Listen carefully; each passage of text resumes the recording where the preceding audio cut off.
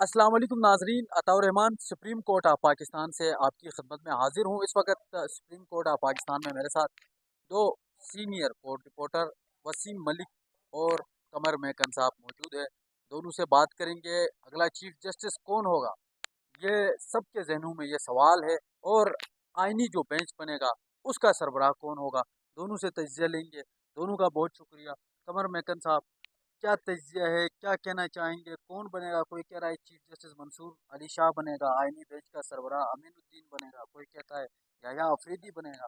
آپ کے پاس کیا خبریں ہیں؟ بہت شکریہ عطا بھائی۔ اس پر وسیم ملک صاحب کا اگر پہلے پوائنٹ آف ویو لے لیتے تو وہ زیادہ اس کو اچھے طریقے سے ایکسپلین کر سکتے ہیں، لیکن چونکہ اب آپ نے مجھ سے سوال پوچھا ہے تو میری دانش کے مطابق 3 نام زیر غور آئیں گے پارلیمانی کمیٹی کے اندر، اور ان تینوں ناموں میں سے 2/3 اکثریت کا جو فیصلہ ہوگا، یا 2/3 اکثریت جس طرف جن 3 میں سے ایک نام کے اوپر متفق ہوگی ان کو اگلا چیف جسٹس بنایا جائے گا۔ ایک دوسرا یہاں پر ایک سوال میرے ذہن میں صبح سے یہ آ رہا تھا کہ اگر آج تو چلو حکومتی اکثریت ہے تو اس کا امکان کم ہے آنے والے چیف جسٹس کے لیے، یا اس کے بعد اگر موجودہ قانون رہتا ہے اسی طرح سے، تو اگر 4 جج ایک کے نام پہ متفق ہوتے ہیں، 4 دوسرے کے اور 5 تیسرے پہ، تو پھر 2/3 اکثریت تینوں کے پاس نہیں ہوگی، تو پھر کون سا لائحہ عمل اپنایا جائے گا؟ یہ ایک سوال ہے جس کو شاید ایڈریس نہیں کیا گیا، لیکن یہ ضرور لکھا گیا ہے کہ اگر جس کو نامینیٹ کیا جائے گا وہ اگر ریکیوز کر دیتا ہے، وہ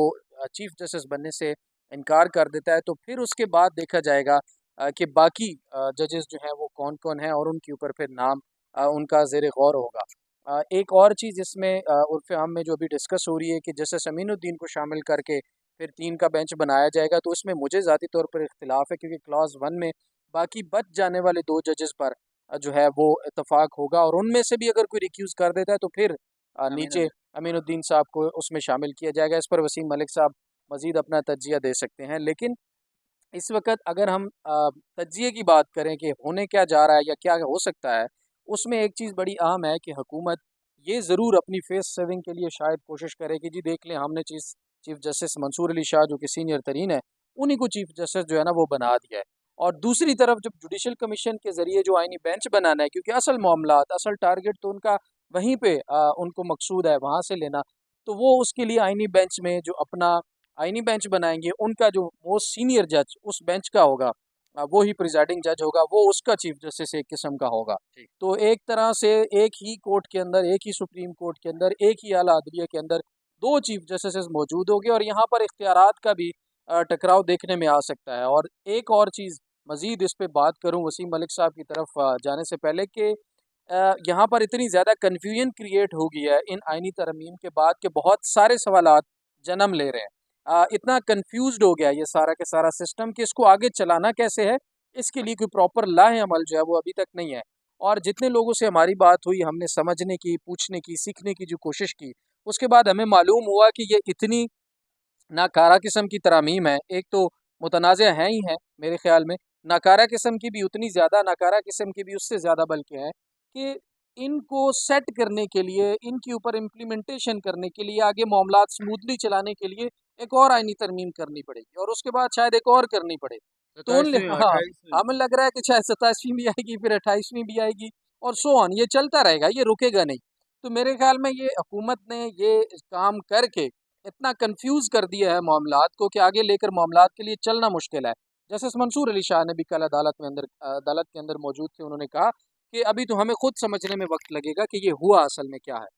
تو ان چیزوں کو دیکھتے ہوئے پہلے وہ میرے ذہن میں آتی ہے کہ پہلے ہوتا تھا نا divide them and rule them, کہ بھائی بانٹ دو اور پھر ان کے اوپر حکومت کرو۔ اب ایسا لگ رہا ہے کہ اس سے آگے ایک سٹیپ جا کے confuse them and rule them والا معاملہ جو ہے نا وہ کہ کیوس رہے، ہر طرف جو ہے کانفلکٹ رہے، بحث مباحثہ ہو، کسی چیز پر کوئی ایگری نہ ہو، اور اس وقت جن کا تسلط ہے، جو قبضہ مافیا ہیں جیسے بیٹھے ہیں، وہ اسی طرح سے بیٹھے رہے، کیونکہ باقی چیزوں میں امن ہوگا، اداروں کو اپنی ڈومین کا پتہ ہوگا، کلیئر طریقے سے وہ آگے چل سکیں گے، تو ظاہر ہے پھر ان کی چوریاں، ان کی ڈکیتیاں، ان کی ناانصافیاں، غیر آئینی کام، وہ سارے کے سارے پکڑے جائیں گے۔ ٹھیک۔ آپ اتفاق کرتے ہیں ان کے ساتھ؟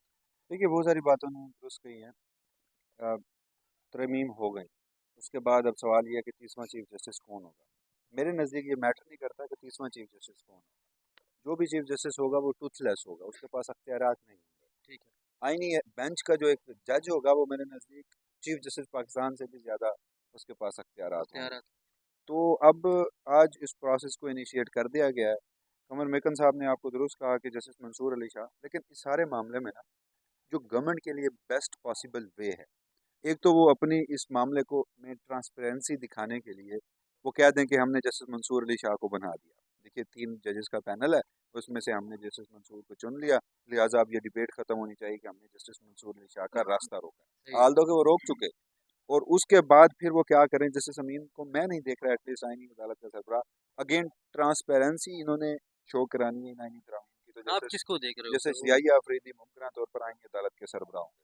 अब हम कुछ सिनेरियोज डिस्कस कर लेते हैं, क्योंकि मुमकिन है कि जब ऑडियंस ये देखेंगे, अगर कोई शाम के बाद देखेगा तो उस वक्त तो चीफ जस्टिस का नाम भी गालबन मंजर आम पे आ चुका होगा। शाम 4 बजे कमेटी का इजलास जो है वो शुरू होना है। 3 नाम है, justice Mansoor Ali Shah, justice Munib Akhtar, justice सियाही Afridi. Justice सियाही Afridi को अगर ये गवर्नमेंट जो है वो चीफ जस्टिस पाकिस्तान लगा देती है, जस्टिस मंसूर अली शाह और जस्टिस मुनीब को नहीं लगाती, तो उससे क्या होगा? जस्टिस सियाही आफरीदी का इस वक्त का 7 साल का करियर बाकी पड़ा है। ठीक। अगर वो आज चीफ जस्टिस बन गए तो वो 3 साल बाद रिटायर हो जाएंगे, तो उनका जो 4 साल 3 साल या 4 साल करियर सुप्रीम कोर्ट का बचता है वो कम हो जाएगा। एक तो ये वजह है, और दूसरा जस्टिस अफरीदी जो है वो जस्टिस शाह के होते हुए चीफ जस्टिस नहीं बने। अगर वो इनकार कर देते हैं तो फिर चौथे नंबर वाले पे नहीं जाया जाएगा।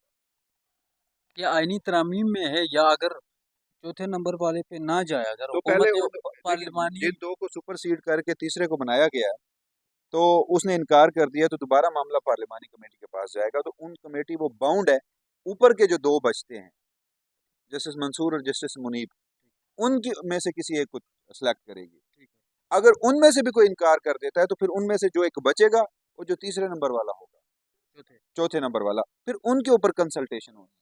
तो अगर याहिया अफरीदी साहब इनकार कर देते हैं तो इन्होंने दूसरी मरतबा जस्टिस मुनीब को तो नहीं बनाना, दोबारा जस्टिस मंसूर को ही बनाना है।